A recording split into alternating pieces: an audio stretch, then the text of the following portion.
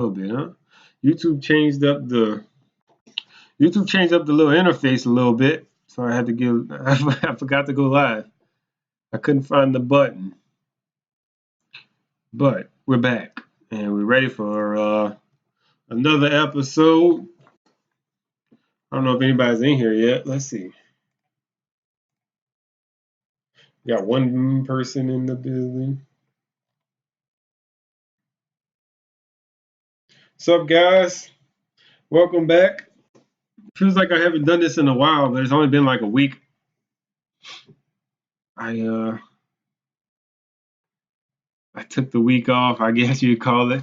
Did a little what you call them? Did a little preview, not preview. What's the word for it? Man, my brain is like mush right now. I did the little I don't know, I can't even think of the word. Premiere, that's the word. Hey, what up, Jordan? What up, Dan? What up, Mark? I did a little premiere, the little jack fishing video we made, starring Dan, or filmed by Dan, or both. And last week, but this week we're gonna talk about red fishing. Got a little kayak tournament coming up this Saturday, Rumble on the River tournament. So if y'all want to jump in that, I think there's still time to sign up. It's a kayak tournament, and the objective is to catch 2 slot redfish between 22 and 27 inches. The heaviest weight wins. Looks like there's gonna be some nice weather. It's gonna be perfect. We finally feel like we're getting into fall, so red fishing should really be popping off right now. With the temperature dropping, the water temperature is going to drop. It's going to get comfortable for the fish and comfortable for us to go out and really go after these fish. What up, Josh? Josh been doing some fishing on the river. We were talking, I think, last week. He went out on the river and caught some fish. What up, KMB? Yeah, registration closes at noon on Friday, so still got time to jump in if you want to jump in the kayak tournament. Being a 2-fish stringer, I think it's pretty much anyone's game if you can catch 2 good fish. It's not as challenging as catching a 5-fish string of big fish.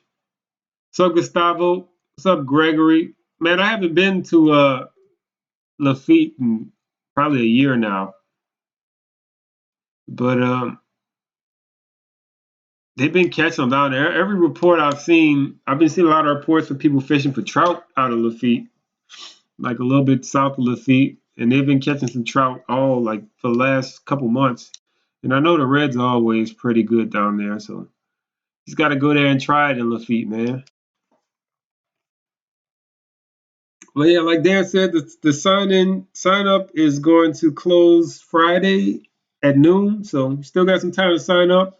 You can fish anywhere in St. Bernard Parish and anywhere in Plaquemines and St. Bernard Parish. So either of those 2 parishes are legal. Catch 2 redfish, and then you got to be back to the Hooters on Bell Chase Highway by 3 p.m. before 3 p.m. to weigh them in. So it's gonna be a good time,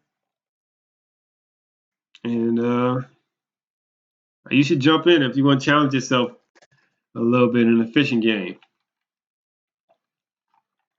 And I also think they have the redfish tournament in St. Bernard, along with the redfish festival down in St. Bernard Parish this weekend. So that should be pretty cool. I think that's the first year they're doing that. So maybe if you got some time this weekend, go check that out. KMB does catfish tournaments, 5-fish stringer, 300-pound weigh-ins. Holy shit, that's a lot of fish. That's some big fish. But yeah, so I guess, it's prime red fishing season now. We're getting into October is probably my favorite month of the year to catch reds. The weather's cool, so you can fish them all day long, especially when it's easiest to sight fish when the sun is over your head. it's nice and comfortable to stay out there and chase them around. You also get a lot of calm days in October, November. You get a lot of calm days where it's nice and sunny, and you can see all the activity and action in the ponds. So you can get into like a smaller pond and really, let's see, you get into like a smaller pond and really see everything that's going on. Oh, the water's nasty. But yeah, let's see if we can find a picture from October. This picture is from March.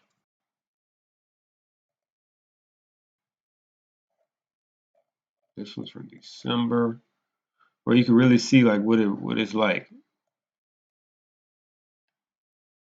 That was from December.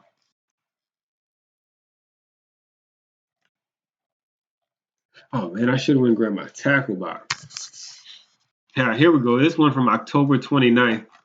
So this is a little bit later in the year, later in the month. So we might have had some cold fronts come through, but still, this will show you like how the marsh sets up, how the water clears up in October. The grass kind of dies back a little bit, but it's not completely dead.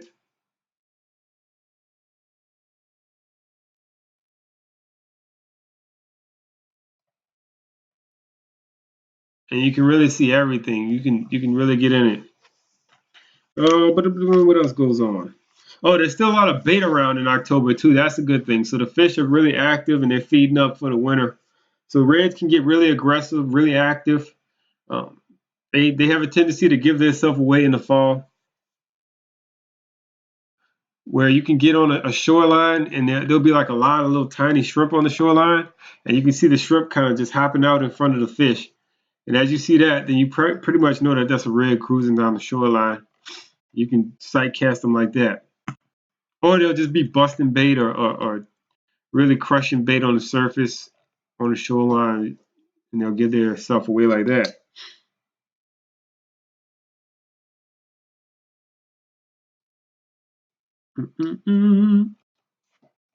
Well, what's up, Crazy Cajun? Caught a few reds in Lake Catherine.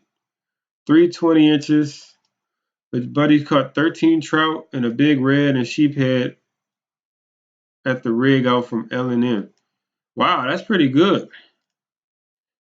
That sounds like a promising report right there from Crazy Cajun. He said they catching some fish out of the Wrigley's, Lake Catherine area. I always pass this rig up. This rig out of the Wrigley's up. I never really fished it. I heard people fishing it before, but never really fished it. Sheephead by the airport. Joe's out there fishing the bank hard.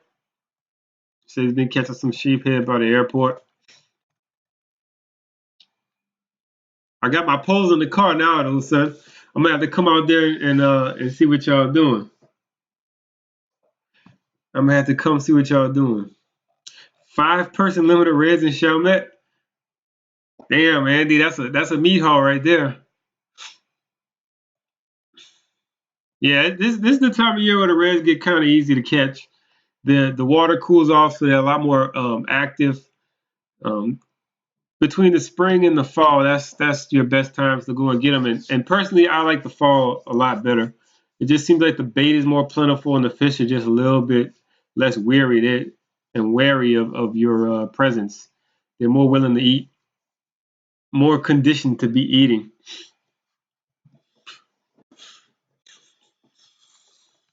But yeah, so territory for the tournament, got a lot of area to fish, spread out. I've been getting some reports. I haven't been fishing myself at all. You could tell by how I'm talking. I haven't been out in like, I don't even know. I can't remember the last time I went fishing, which is scary. It's probably like going on a couple weeks, 3 weeks now. But my buddy's been fishing. He's been giving me some good reports. A couple of buddies been fishing all around St. Bernard and Plaquemines area. And they've been catching reds like everywhere they go. Not really tournament quality reds everywhere, but they've been catching a lot of them. So it seems like they're really starting to put the feed on. The keys, though, is just finding clean water finding ponds that aren't choked with grass, and finding areas that have a decent amount of bait. But that's not hard to do.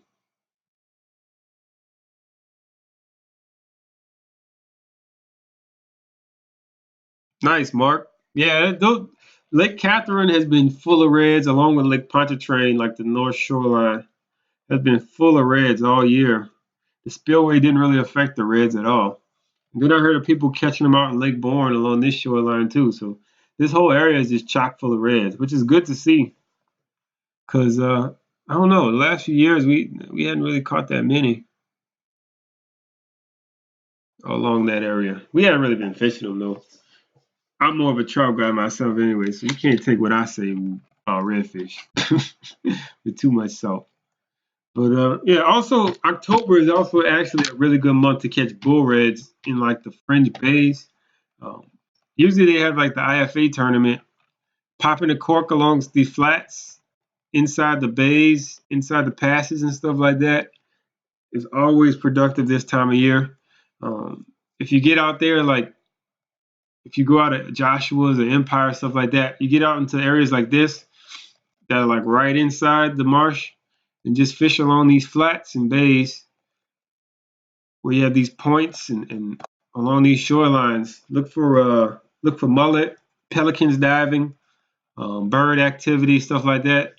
Trout get in these areas too, areas like this too. But yeah, fishing along these shorelines like this, the bull reds will get really get out there. So you want to catch some shallow water bull reds. That's always an option. And then the passes is always a good option. So if you want to get out into these passes, all the way to Grand Isle, fish those areas. Those are always good too. But yeah, so yeah, October is just overall a good month for redfish. What we got? Somebody trying to send in some red hot information. Oh, maybe not.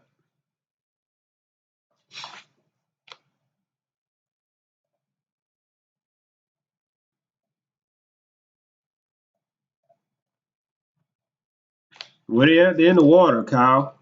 Kyle, Co, Kyle should I know? I don't know how to say that.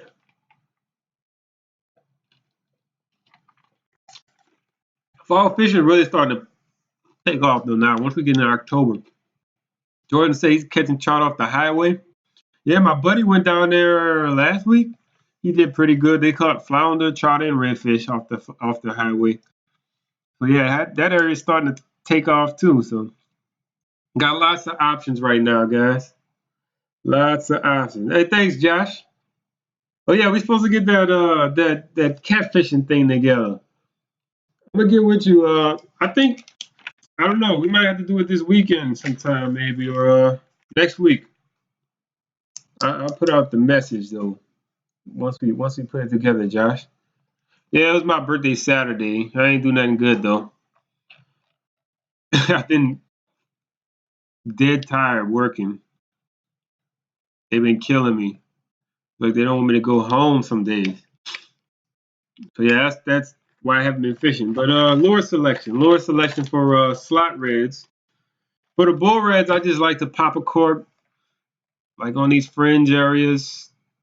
Pop a cork, any kind of plastic or gulp or whatever you want to do with that. Or you can throw top water early if you find like a nice little area that seems like it's got a something that's going to draw them to that area. Top waters will work. Man, these areas are cool. I want to go explore this area one day. But yeah, so yeah, that's always an option. But when you get into the marsh, your standard redfish fare, spoons, gold spoons are always useful. If I'm going slot red fishing in the marsh, I'm always going to have a gold spoon tied on. That's just a go-to, a given.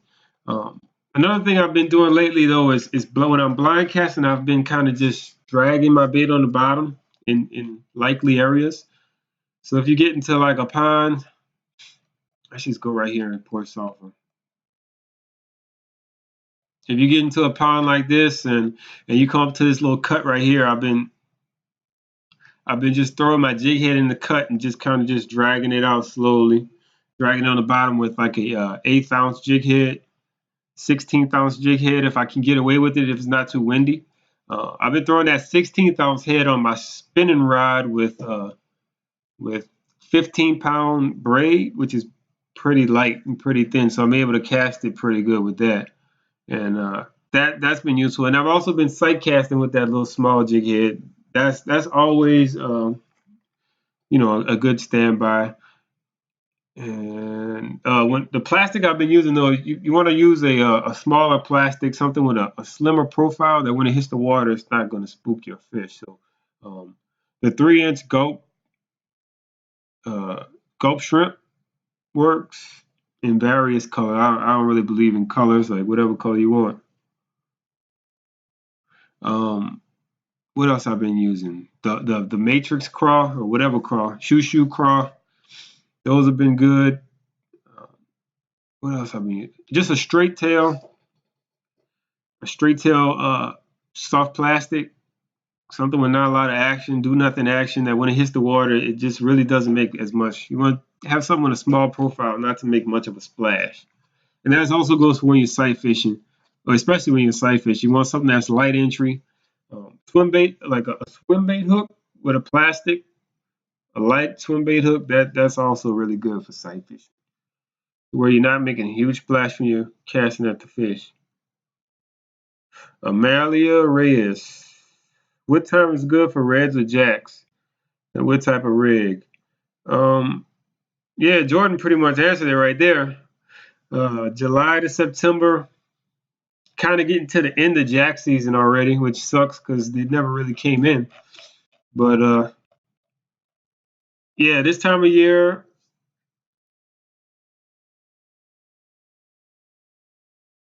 this time of year around Landry's has historically been good over the years to me. Um, for the reds, you can just use just some standard gear that you use for bass fishing, or just like a medium heavy rod, 7 foot with probably 30-pound braid on like a 5,000 size reel, 4,000 size reel. 5,000 might be a little big. 4,000, 3,000 size reel. Mouths of the canal, just all along the seawall have been good for reds in the past. If not, you can just throw some bait on the bottom, soak some bait, and wait. Yeah, shoo makes good lures. Pretty durable. The formulation, but really, to be honest with you, Crazy Cajun, you can go and get uh if you go to Walmart, they got this little bargain bin of Yum plastic. Sometimes they have like some interesting looking craws in there. Like the colors are never like the peak colors, but you can get like some green pumpkin ones or like some blue ones. Those work as well, and they're craws too. They're very similar to the shoo profiles and stuff. But yeah, support shoo. That's a local company.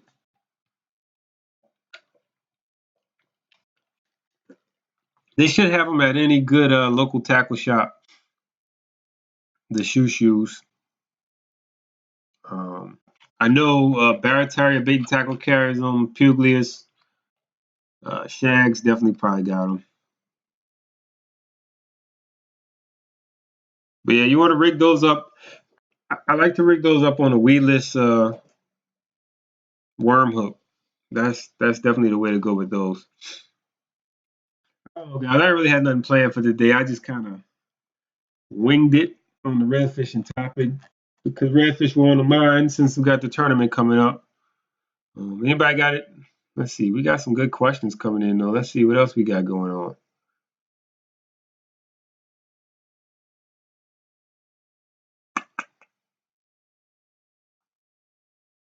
Uh,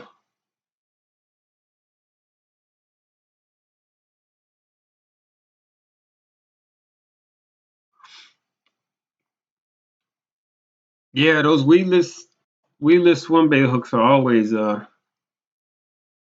keep some of those in your box if you're gonna be fishing in the shallow ponds with the grass and stuff. Those are definitely the way to go. It just saves you a lot more time when you're trying to make more casts and be efficient when you're fishing, especially if you're blind casting. A lot of times when I'm sight fishing though, I don't go weedless. I'll just go with a regular jig head with the exposed hook and just try to be pinpoint with my cast.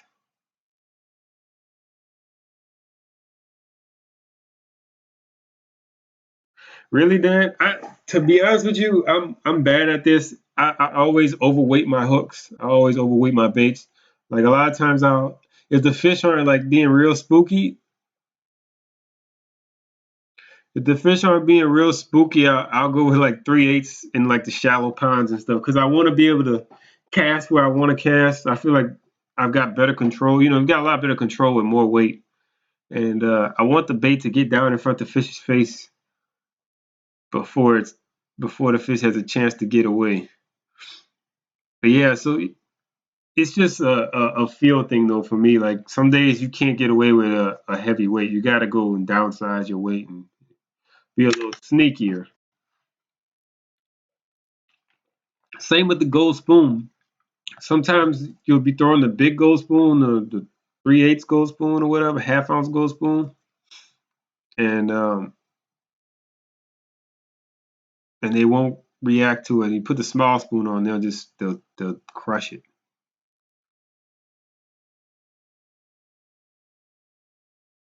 Do I Texas rig swim baits?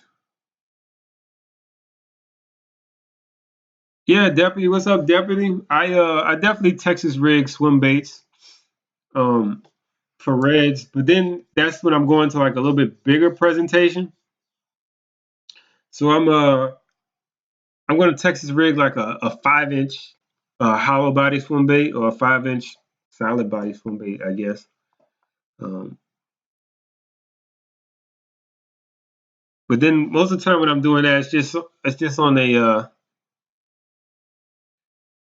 a weightless presentation most of the time, or just very little weight, like a very small bullet weight on the nose when I'm Texas rigging the swim baits. And that's just mainly for blind casting. That's all I'm doing with that. I'm casting it around the grass, through the grass beds and grass patches and stuff like that.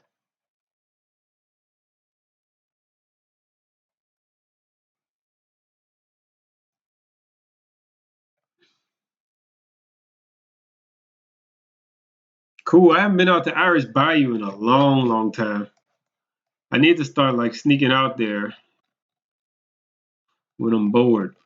I have nothing better to do. It's almost that time of year though. We'll see what happens this year. It's been a weird year with the spillway and all that. Crazy Casey. Anything happening in the Chef Marsh?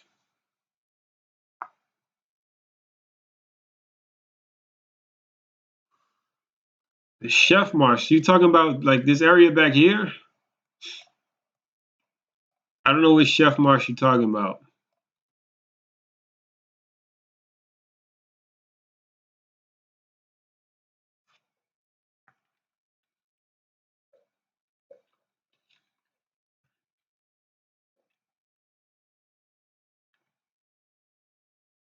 Haven't been back here in a while. This area is starting to get a little more popular too, so I don't know. It can get. It's not that big of an area to get. It can get fished out. Haven't fished this side either in a while. This side was always disappointing to me though. There was never as many fish as I thought would be back there. Um, there's always good fish to be caught outside the rocks, but there's never that many fish inside the marsh. Redfish, that is. Lots of bass, sheephead, and other stuff though. Thanks for watching, Mark. Thanks for the support. Yeah, man, we're going. I'm gonna have to stop slack. I'm gonna have to start planning these meetups again. We definitely gonna do the catfishing thing one of these days soon. maybe next week or something like that.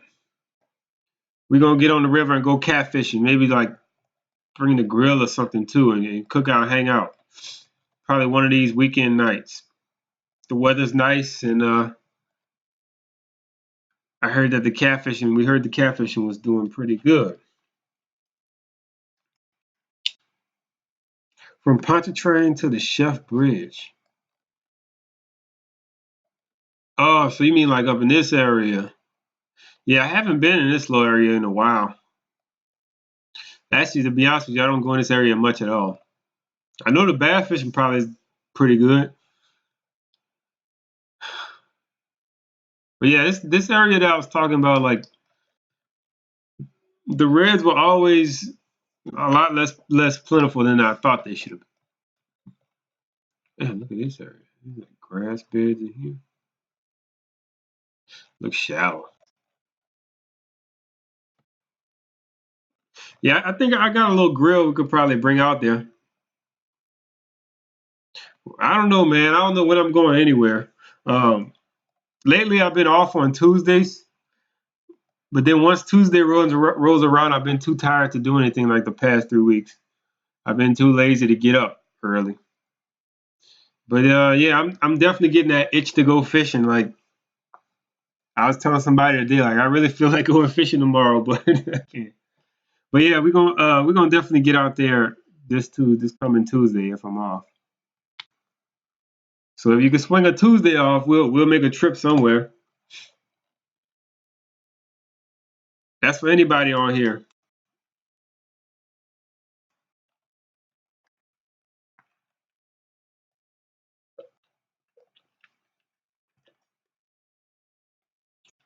All right, guys. I ain't gonna linger. I ain't really got nothing to talk about tonight. Let's see what else I could tell y'all about. I don't even know what we got for October. Sounds like the bank fishing in Grand Isle is starting to pop off, so that's always an option. They had kind of slowed down for a bit there in the late summer. I know the night fishing off the pier has been good. They've been actually catching speckled trout. Uh, the seawall is not really doing what it's supposed to do in the fall, but it hasn't done that in a while off the bank. Probably your best bet if you want to go bank fishing is probably to fish the North Shore. Probably go try back on this side. I don't even know what the name of this road is, but you get off on that first exit in Slidell and you go back around, go down here. What's up, Manu? What up, James? Jim? James, that's James. How do specs and reds move when they moved to the deep water? I guess I don't, that's the only thing I can say about that. You have to give me a minute to do a little research and think about that question, Dan. That's kind of deep, kind of technical. But to be honest with you, when the water blows out, then you got to start fishing those deeper areas, deeper bayous, and the main areas because the fish are going to get sucked out of the shallow marsh. That's pretty much the way I can simply describe that.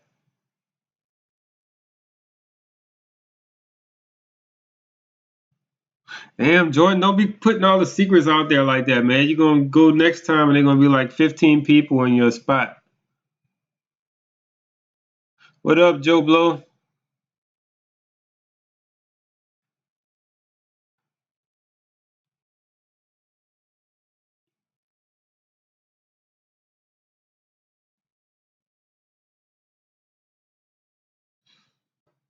Specs, seem like you gotta go down the road to get some specs, man. You gotta go out there. They're not coming in quite yet. Couple more weeks, they'll be inside. Everything just happened a little slower this year than usual.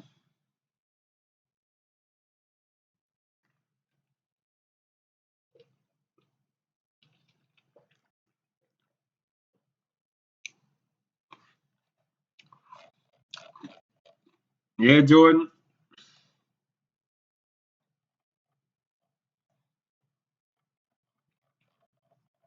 Yeah, we're gonna. I'm gonna have to get down there one of these days. I just don't.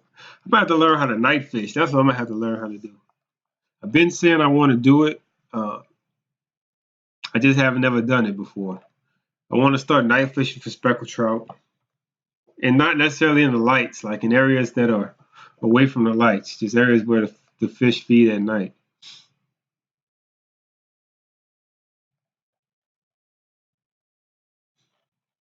So who been fishing lately? Cause I haven't. Anybody been fishing lately? Want to tell your fishing stories? I can't give away my go-to spots for falling tide, Jim. You can hit me up on a private message. Hit me up on a cellular device. I'll let you. I'll give you some secrets about falling tide. But I can't broadcast that to the network.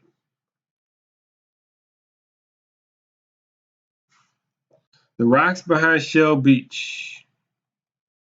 Yeah, I'm gonna have to figure that night fishing stuff out, Jordan.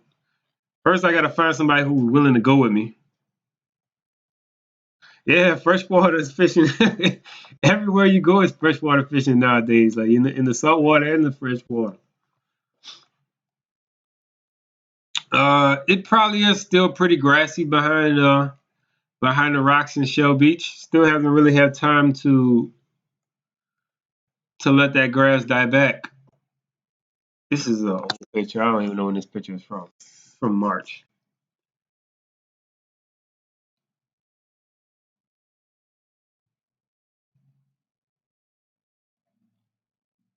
Good report, Dan. Thanks for the report.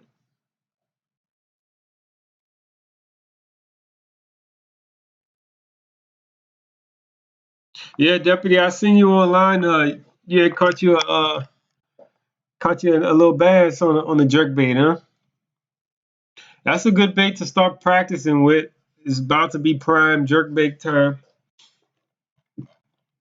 You catch a lot of trout in the next few months on the jerk bait, and it's pretty universal. Yeah, I pretty much figured that, Josh. It's still not cold enough to really kill the grass back, but the grass is good. You need to learn how to embrace the grass and figure out how to work around it because the grass is is uh is actually really good for fishing. It makes it harder to access the fish, but if you can find those pockets and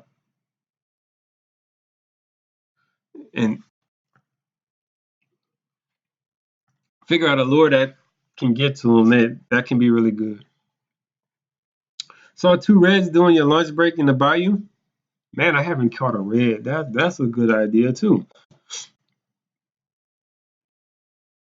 It is that time of year. The first couple of reds that I caught in the bayou, first couple of reds I caught in the bayou were probably around this time of year, August. I mean, not August, October, November. Those shad will get on the surface, and you can kind of just find the shad, find the shad that are frenzying on the surface, and cast out to them. A lot of times there'll be redfish under them or bass.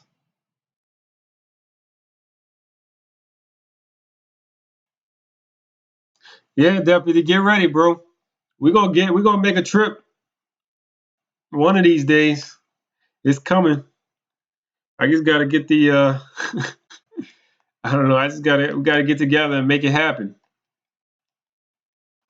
Yeah, along that grass, a gold spoon on the edge of the grass, spinner bait. Dan got it down. Dan's a redfish expert nowadays. He's been killing the reds for like the past month. Well, yeah, for those deeper grass beds where you got water on top of the grass beds, a suspending bait just ripping the top of the grass is always killer. Especially like that's what we do in Lake Pontchartrain in the fall. Especially in those eelgrass beds that are a little less dense.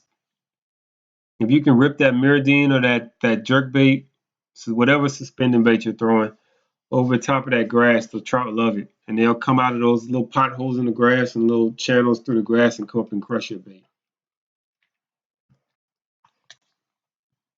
And then don't forget about your top waters too. You can throw your top waters over top the grass.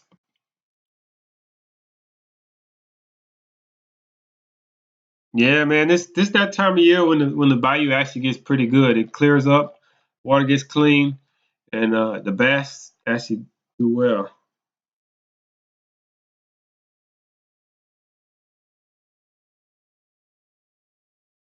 Yeah, jerkbait fishing is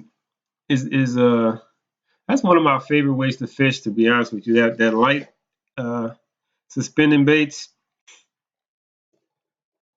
Definitely another thing you need to learn how to do or try to learn is try to learn a weedless, not weedless. I always say weedless, weightless fluke, the soft plastic fluke.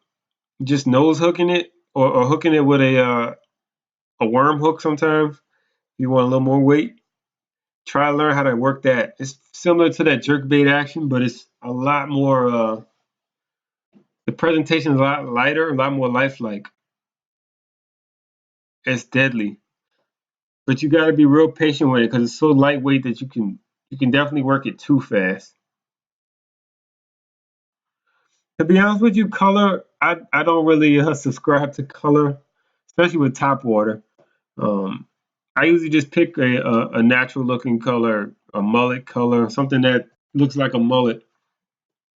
So that's like chrome, um, mirror finish, shiny, yeah, gold. The flukes, I usually go with a white, or you can go with like a natural color, something to match the hatch.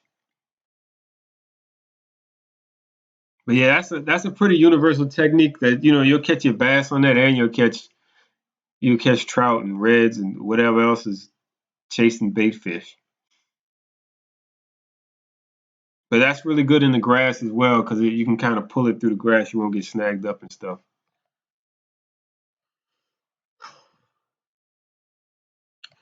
Dan likes the white and the bone color top waters. But to be honest with you, somebody explained this to me and it kind of makes sense that if you look up at something with the sun behind it, everything you look at, no matter what color it is going to be black or it's going to be in shadow. So you're going to just see that shadow no matter what it is for the most part. I guess that's what I'm thinking the fish see. I don't know though. I haven't really found a correlation with color and top water. I've used pink. I've used, like I said, natural mullet looking colors. I've used black. I've used white. I've used lures that started off chrome that got all the paint knocked off and turned to white. And I don't know. There's never been much of a correlation.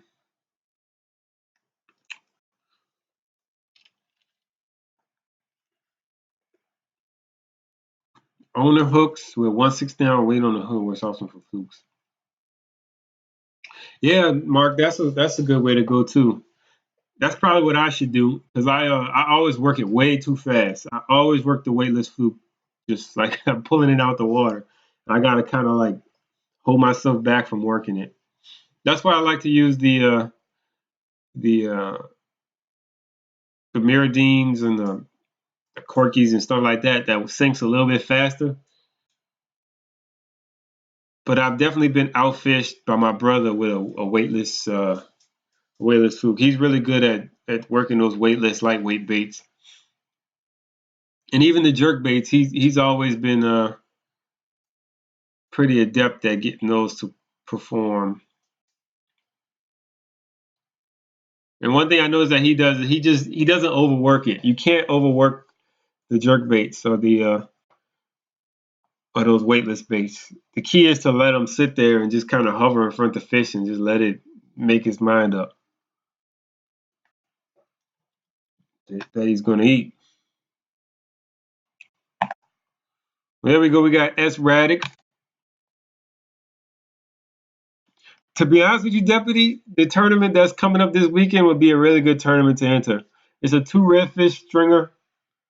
Colin, I don't even know where Colin's at. He quit fishing. But yeah, to be honest with you, The one that's coming up is really good. It's a two redfish stringer, and it's in an area that you kind of familiar with, Saint Bernard and Plaquemines.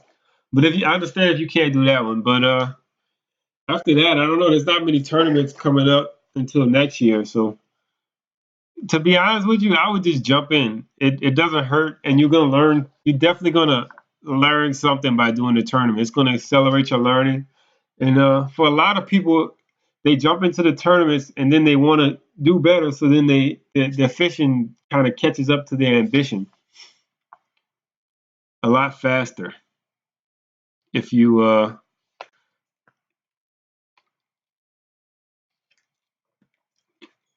just start doing the tournaments. And then you have an excuse to fish more because you got to practice, pre-fish and stuff like that.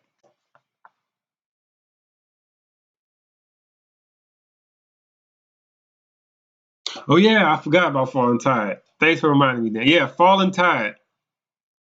See, I'll fish with you. You could be my tournament partner. It's not a partner tournament, but Falling Tide is pretty good, and I think you can use live artificial dead bait. So if you come more comfortable doing that,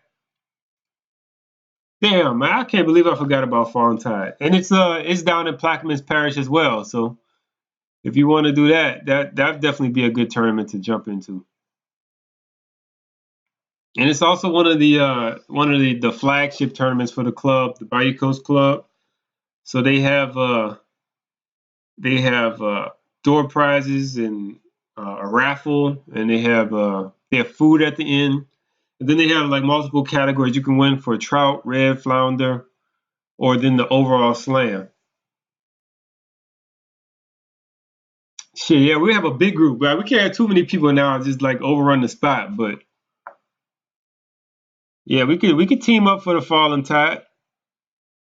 Actually, last year I think was the first year they allowed dead bait, and so while we were out there, I didn't have any bait with me, but I caught like an 8-inch white trout, and I was able to. I used the white trout, I stripped it in the strips, and tipped my jig with it to catch my flounder. I actually caught my flounder on a strip of white trout. Here we go. This is the Fallen Tide information that's coming up. Let me see what date it is. What date is it? Fallen Tide is going to be October 19th. Let's see, let's zoom in a little bit. Um, there's prizes for the heaviest slot red, the heaviest mule trout, heaviest flounder, and then they give first through fifth place for those three. There's also a leopard red. That's what I won. I actually won the leopard red last year. I had like a 20 spot redfish, so I got lucky. But I also had a slam. So the big prize is for the slam division, which they give away I think they pay the top 10 places. They pay the top 10 places, I believe, in the slam, and then first and second win brand new Hobie kayaks. And then if you win, you get to get paraded around in your brand new kayak. So that's always fun. Whoa. But yeah, that's on October 18th, 19th, October 19th. I'm sorry, I'm gonna have everybody messed up. Overrun the spot. Yeah, we just gonna box everybody else out from the area that I like to fish because it's kind of a popular area.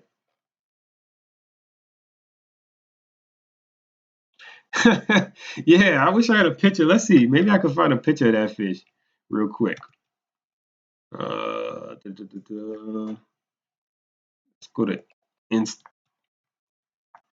Instagram. Let's see. Yeah, that fish was crazy.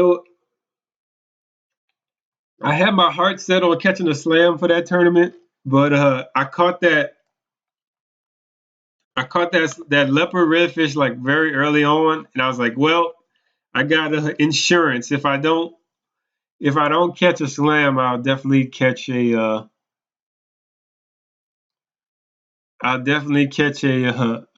probably win something for the leopard red. So yeah, there it is right there. The thing was crazy. When I pulled it out the water, I was so happy. But yeah, then later on, I was actually to catch my slam, but it wasn't even big enough to play in that division. So I ended up winning the leopard. So it's better to be lucky than good sometimes, you know. And anybody can win that division. That's like you know, prime example that you don't have to be good to win something. You can just get lucky and catch a redfish with 20 spots.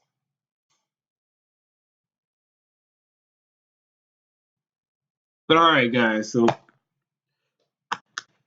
uh, I'm gonna go ahead and get off of here now.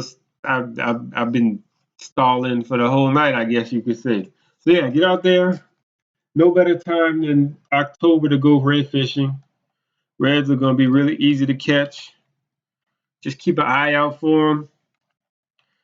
Don't be casting at mullets now. The redfish are gonna make a big, deep V wake.